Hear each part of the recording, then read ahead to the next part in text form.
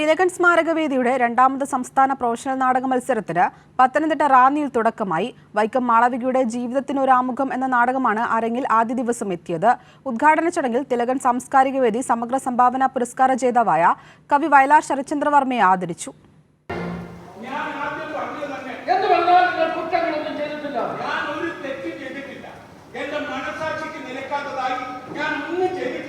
ഇനിയുള്ള 4 ദിവസം റാന്നിയിൽ സംസ്ഥാനത്തെ ഏറ്റവും മികച്ച നാടകങ്ങൾ അരങ്ങിലെത്തും.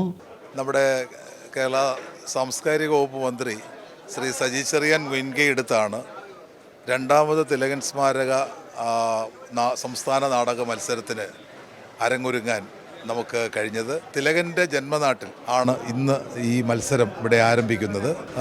വരുന്ന ഇന്നു മുതൽ 4 ദിവസം ഇവിടെ സംസ്ഥാനത്തെ ഏറ്റവും പ്രശസ്തമായ നാടകങ്ങൾ തന്നെ ഇവിടെ മാറ്റുരയ്ക്കാൻ എത്തുകയാണ്. ഉദ്ഘാടന ചടങ്ങിൽ സമഗ്ര സംഭാവനയ്ക്കും വിവിധ വിഭാഗങ്ങളിൽ അവാർഡിനും അർഹരായവരെ ആദരിച്ചു. മഹാനായ കവി വയലാർ രാമവർമ്മ 40 വർഷമായി നാടകരംഗത്തും ചലച്ചിത്ര രംഗത്തും പ്രവർത്തിക്കുന്നു. റാന്നി PJT ഓഡിറ്റോറിയത്തിൽ നടക്കുന്ന നാടക മത്സരം റാന്നി MLA പ്രമോദ് നാരായണൻ ഉദ്ഘാടനം ചെയ്തു. പൊതുജനങ്ങൾക്ക് പ്രവേശനം സൗജന്യമാണ്. കൈരളി ന്യൂസ്, പത്തനംതിട്ട.